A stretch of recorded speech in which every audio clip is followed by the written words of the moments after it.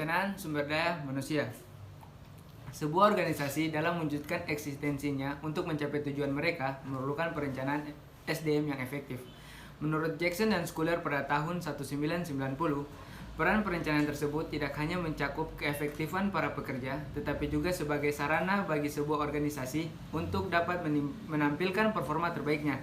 Salah satu tujuan perencanaan SDM adalah memfasilitasi keefektifan organisasi yang harus diintegrasikan dengan tujuan perencanaan jangka panjang dan jangka pendek organisasi. Apa sih perencanaan SDM itu? Menurut Robert C. Mathis dan Johann H. Jackson pada tahun 2001, perencanaan SDM adalah proses analisis identifikasi tersedianya kebutuhan sumber daya manusia sehingga organisasi dapat mencapai tujuannya. Apa saja pendekatan perencanaan SDM? Di dalam perencanaan SDM membutuhkan pendekatan. Ada 3 pendekatan yang dipakai untuk perencanaan SDM. 1. Pendekatan mekanik atau klasik, yaitu dengan mendapatkan pekerja dengan murah namun dimanfaatkan semaksimal mungkin untuk kinerja perusahaan. 2. Pendekatan paternalisme.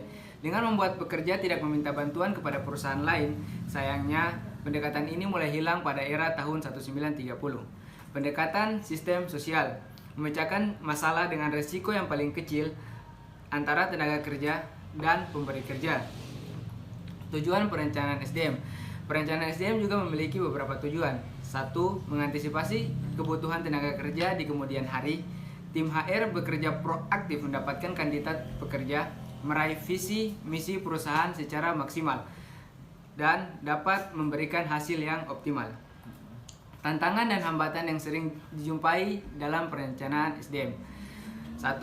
Tantangan supply. Semakin banyak pelamar yang sesuai, maka perusahaan akan lebih bebas memilih.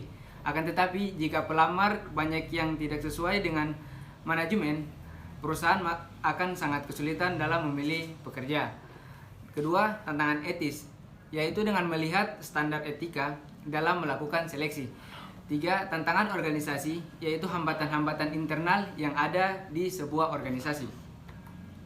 Hambatan yang dihadapi dalam perencanaan SDM yaitu dengan sistem kompensasi yang tidak tepat, kondisi persaingan yang sangat tajam, dan sehingga terjadi konflik internal organisasi antara pihak manajemen dan pihak buruh. Fase proses perencanaan SDM. 1. Mengidentifikasi isu bisnis yang utama. 2. Menentukan implikasi SDM. 3. Mengembangkan tujuan dan sasaran SDM. 4. Merencanakan pelaksanaan kebijakan program dan praktek SDM. 5. Lalu mengevaluasi, merevisi, dan memfokuskan kembali proses perencanaan SDM. Di dalam perencanaan SDM ada beberapa model, yaitu 1. HR objektif, 2. Organization planning, 3. HR auditing, 4. HR forecasting, 5. Action plan HR program.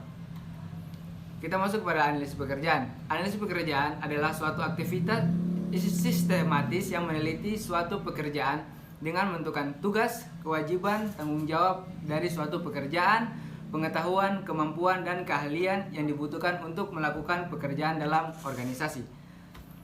Data dan informasi menganalisis pekerjaan. Mengapa data dan informasi begitu penting dalam menganalisis pekerjaan? Data dan informasi analisis pekerjaan sangat penting karena peranannya dalam menempatkan pegawai benar-benar sesuai dengan pengetahuannya, keterampilan, dan pengalaman yang dimiliki.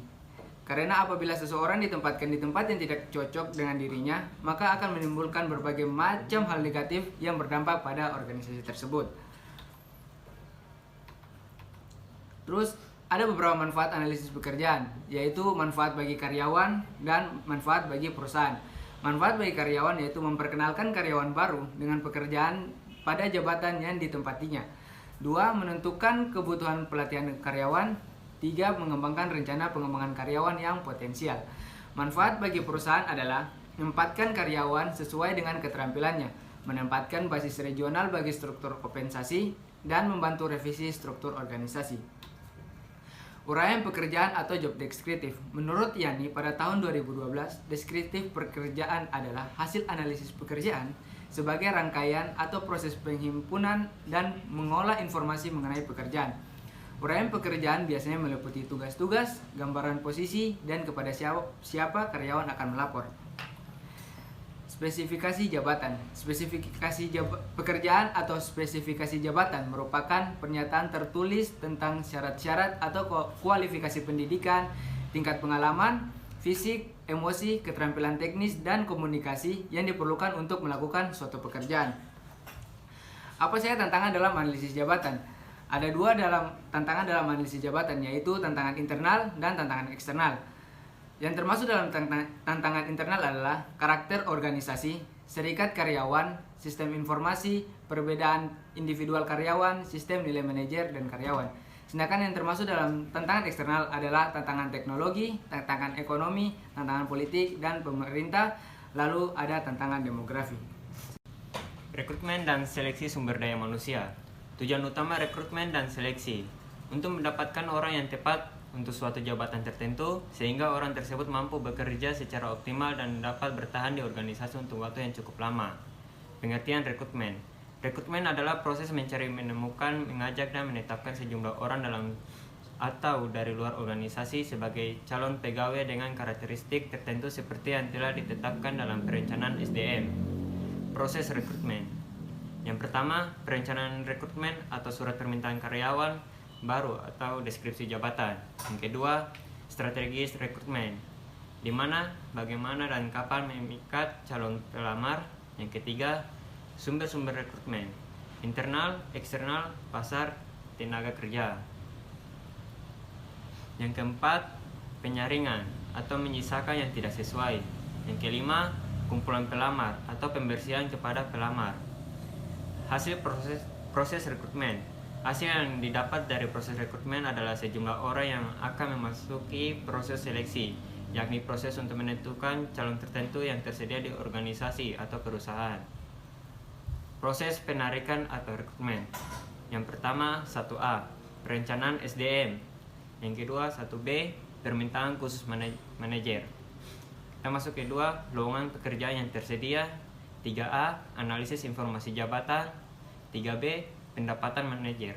Yang keempat, persyaratan jabatan. Yang kelima, metode penarikan. Yang keenam, pelamar-pelamar yang memuaskan. Proses pelaksanaan rekrutmen dan seleksi. Yang pertama, mengidentifikasi jabatan yang lowong dan berapa jumlah pegawai yang diperlukan. Yang kedua, mencari informasi jabatan melalui analisis jabatan. Yang ketiga, menentukan di mana calon yang tepat harus dicari. Yang keempat, memilih metode rekrutmen yang paling tepat. Yang kelima, memanggil calon. Yang keenam, menyaring atau menyeleksi calon.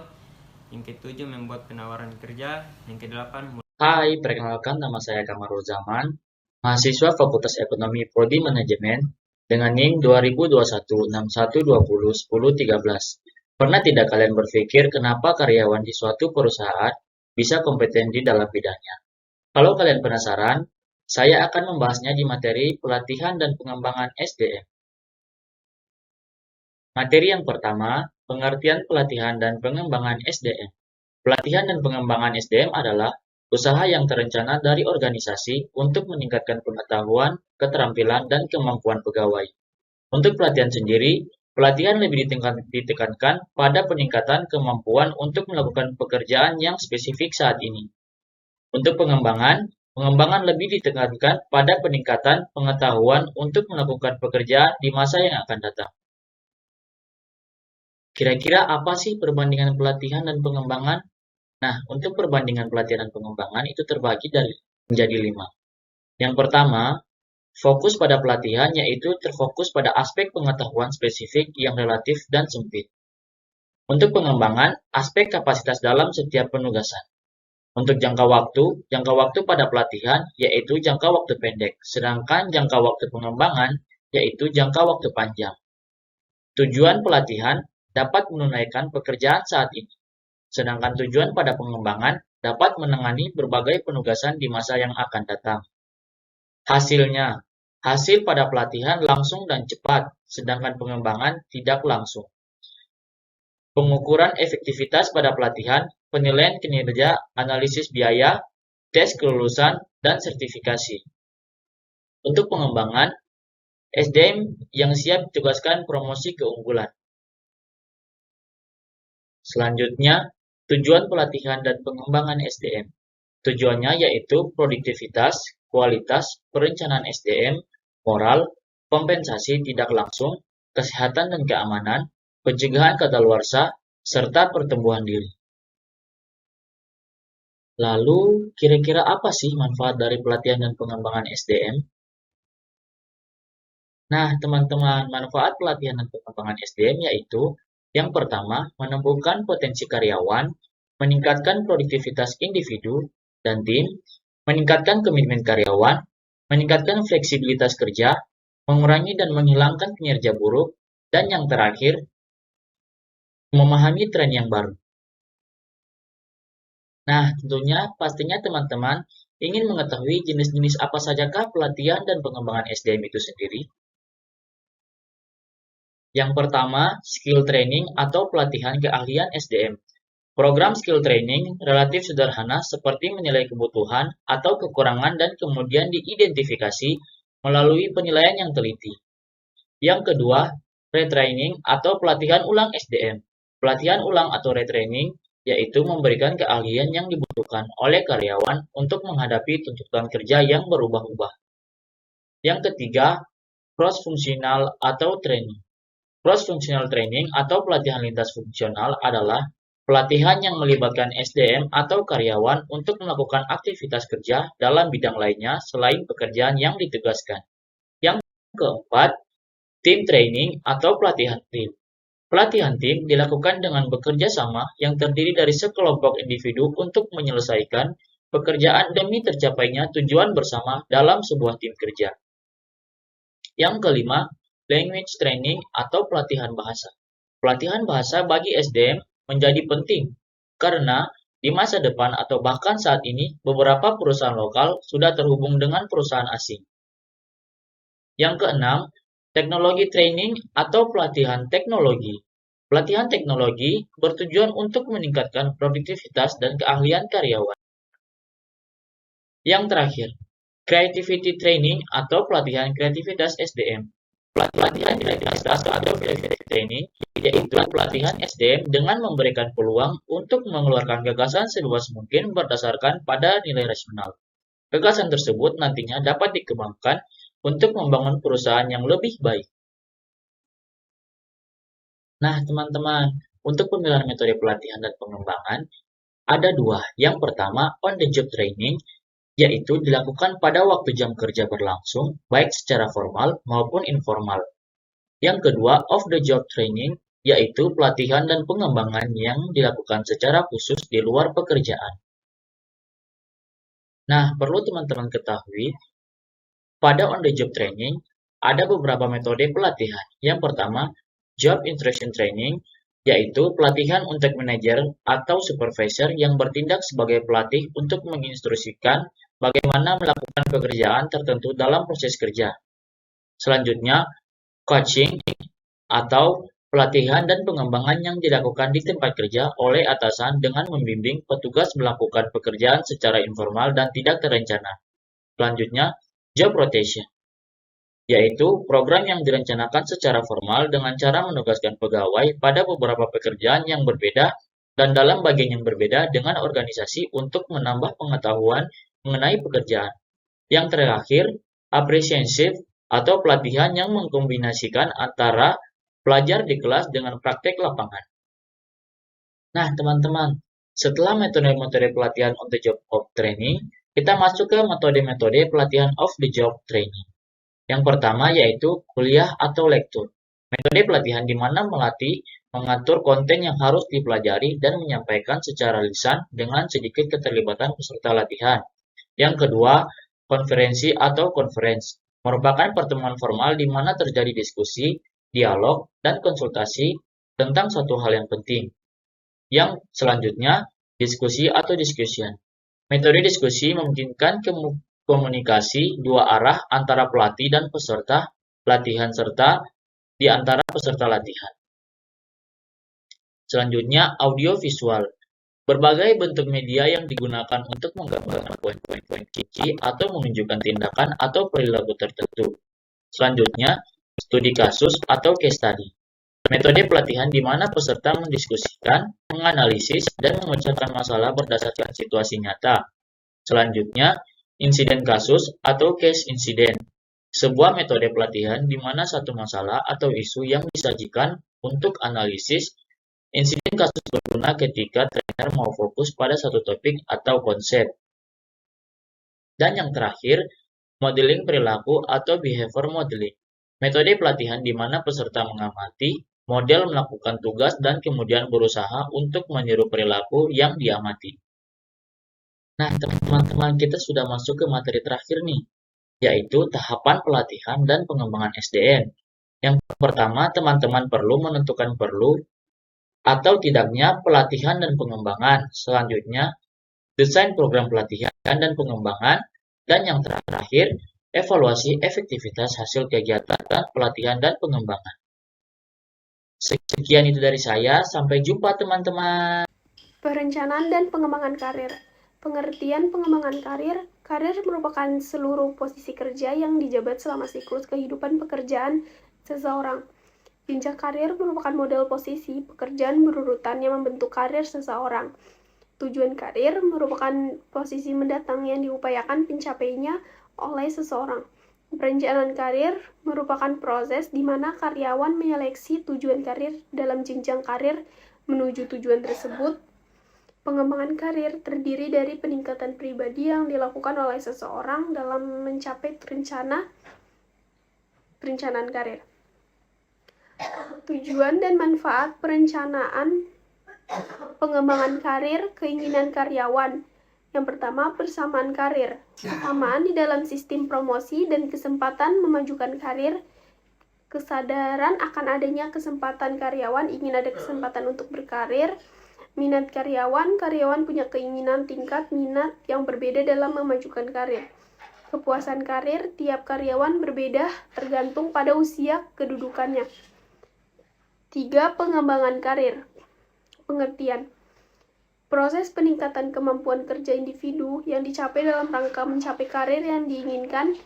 Upaya karyawan untuk menyesuaikan antara kebutuhan dan tujuan karyawan dengan kesempatan karir yang tersedia di perusahaan saat ini dan di mana mendatang.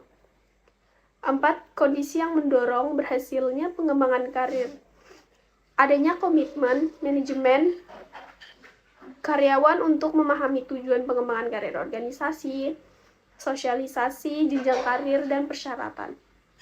5. Tahap-tahap pengembangan karir individu.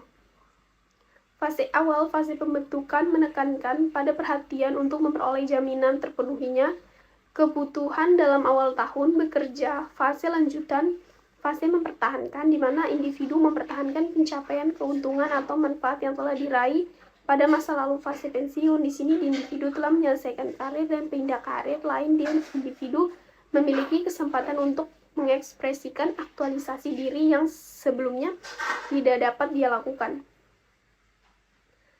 6. Mengidentifikasikan peluang karir dan mengembangkan karyawan. 1. Kemampuan analisa, ukur 3 kemampuan dasar untuk masing-masing pekerjaan, pemecahan masalah, dan tanggung jawab kemampuan pekerjaan. 2. Hierarki pekerjaan, setiap karyawan baru akan mengalami di antara pekerjaan yang satu ke suatu pekerjaan yang lebih memerlukan keterampilan dan pengetahuan aliran karir. 3. Bentuk kemajuan dalam karir pekerjaan dalam suatu organisasi. Faktor-faktor mempengaruhi pengembangan karir. Yang pertama, kinerja. 2. Kualifikasi. 3. Reputasi. 4. Nepotisme. 5. Sponsor. 6. Invitation. 7. Pengembangan diri. 8. Penampilan. Langkah-langkah pengembangan karir. Langkah 1. Persiapan untuk pekerjaan usia. 0-25 sifat jabatan, menilai jabatan, pemilihan alternatif, pengembangan pilihan jabatan perlu, mengejar pendidikan. Langkah 2. Memuaskan organisasi, usia 18-25. Hasil pekerjaan yang diinginkan organisasi, memilih organisasi sesuai dengan didasarkan pada informasi akurat dan lengkap. Langkah 3. Awal karir, usia 25-40. Belajar bekerja, mempelajari organisasi, mempelajari norma dan aturan organisasi. Pengangkat wewenang, hubungan jabatan dengan organisasi, kemampuan mencapai tujuan langkah. Langkah 4. Karir menengah usia 40-55. Awal karir pada awal kedewasaan untuk menegaskan atau memodifikasi golongan sesuai orang dewasa. Langkah 5. Karir terlambat usia 55. Karyawan yang produktif dalam pekerjaan memelihara mengagumi diri sendiri, bersiap-siap menghadapi pengunduran diri yang efektif. Assalamualaikum warahmatullahi wabarakatuh. Perkenalkan, nama saya Irsal dengan NIM 202161201092, jurusan Manajemen Fakultas Ekonomi, dan saya akan memaparkan materi tentang penilaian kerja. Baik, kita masuk di pengertian penilaian kerja. Penilaian kerja disebut juga sebagai evaluasi karyawan, tinjauan kerja, dan penilaian hasil. Penilaian kerja adalah proses pengevaluasian kinerja, penyusunan rencana, pengembangan, dan pengomunikasian hasil proses tersebut kepada karyawan itu sendiri. Penilaian kinerja merupakan hasil dari suatu penilaian yang sistematik dan didasarkan pada kelompok indikator kinerja kegiatan yang berupa indikator-indikator input, output, hasil, manfaat, dan dampak. Selanjutnya kita masuk di faktor-faktor mempengaruhi penilaian kerja. Ada beberapa faktor, yaitu sarpras tempat kerja, lingkungan kerja, job desk pekerjaan, tanggung jawab, visi dan misi perusahaan, budaya komunikasi, kinerja pemimpin, skill upgrade, dan terakhir bonus dan insentif. Adapun komponen penilaian kinerja. Yang pertama, mutu, pekerjaan, kejujuran, pegawai, inisiatif, kehadiran, sikap, kerjasama, keandalan, pengetahuan tentang pekerjaan, tanggung jawab, dan pemanfaatan waktu. Ada pula tujuan penilaian kinerja. Yang pertama, mengetahui keterampilan dan kemampuan pegawai sebagai dasar perencanaan dalam bidang kepegawaian, sebagai dasar pengembangan dan pendayagunaan pegawai, mengetahui kondisi organisasi secara keseluruhan dari bidang kepegawaian. Secara pribadi, karyawan mengetahui kekuatan dan kelemahan sehingga dapat memacu untuk berkembang. Dan yang terakhir, hasil penilaian kinerja dapat bermanfaat bagi penelitian pengembangan di bidang kepegawaian. Ada beberapa asas-asas penilaian kinerja, harus dilakukan dengan secara objektif, adil, dan transparan. Ada pula beberapa indikator penilaian kinerja. Yang pertama, tanggung jawab peran, ketepatan waktu, kualitas pekerjaan, kualitas hasil, presensi atau kehadiran, kerjasama tim, inisiatif, kepemimpinan, perilaku, dan terakhir karakter. Untuk permasalahan dalam penilaian kerja, yaitu kurangnya objektivitas, bias atau halo error, terlalu longgar atau terlalu ketat, kecenderungan memberikan nilai tengah, bias perilaku terbaru, yang terakhir bias pribadi atau stereotipe. Untuk strategi peningkatan kerja, menciptakan komunikasi yang baik, memenuhi hak karyawan, evaluasi kerja secara berkala, reward atau punishment, pelatihan dan pengembangan karyawan, jenjang karir, dan terakhir berikan feedback yang membangun. Baik, selanjutnya saya akan menjelaskan tentang keselamatan dan kesehatan kerja. Pengertian dari keselamatan dan kesehatan kerja menurut Peraturan Pemerintah Nomor 50 Tahun 2012, keselamatan dan kesehatan kerja atau K3 adalah sebagai kegiatan untuk menjamin dan melindungi keselamatan dan kesehatan tenaga kerja melalui upaya pencegahan kecelakaan kerja dan penyakit akibat kerja. Untuk tujuan utama penerapan K3 berdasarkan Undang-Undang Nomor 1 Tahun 1970 tersebut antara lain, yang pertama, melindungi dan menjamin keselamatan setiap tenaga kerja dan orang lain di tempat kerja.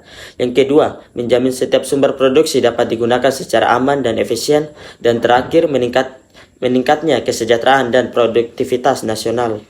Untuk resiko yang dihadapi dan faktor mempengaruhi keselamatan dan kesehatan kerja. Untuk resikonya, fisik, bising, pencahayaan, radiasi, layar komputer elektrik. Untuk faktornya, iklim kerja, kebisingan, getaran, gelombang radio atau mikro, sinar ultraviolet, medan magnet, tekanan udara, yang terakhir pencahayaan. Untuk ruang lingkup K3, ruang lingkup K3 sangat luas. Di dalamnya termasuk perlindungan teknis, yaitu perlindungan terhadap tenaga kerja atau pekerja agar selamat dari bahaya yang ditimbulkan oleh alat kerja atau bahan yang dikerjakan, dan sebagai usaha pencegahan kemungkinan terjadinya kecelakaan dan penyakit akibat kerja. Untuk selanjutnya, larangan dan kewajiban dalam lingkungan bekerja.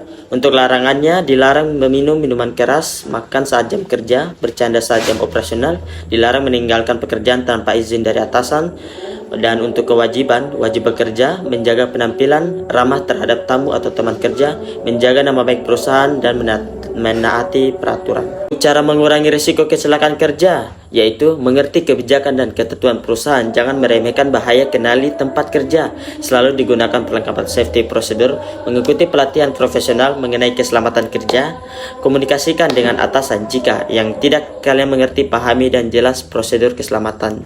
Untuk program keselamatan dan kesehatan kerja, yaitu yang pertama, program identifikasi bahaya dan penilaian risiko, program identifikasi peraturan perundang-undangan yang berkaitan dengan berbagai macam aspek dalam K3, penetapan tujuan dan program dalam K3, pelatihan K3 untuk semua sasaran K3, pencenangan media komunikasi K3 baik melalui media cetak atau media elektronik, pembuatan rambu-rambu K3 di lingkungan kerja, pelaporan aktivitas pelanggaran K3, konsol K3, manajemen visit dan safety talk, pemeriksaan alat dan mesin, pemeriksaan kesehatan karyawan, loto atau logout take-out, evaluasi perlakuan K3 di lingkungan kerja, dan terakhir perbaikan program K3 untuk manajemen K3 yang lebih baik dan sebelumnya. Itulah hasil materi yang saya bawakan tentang penilaian kerja dan keselamatan dan kesehatan kerja. Semoga bermanfaat bagi Anda. Sekian dan terima kasih.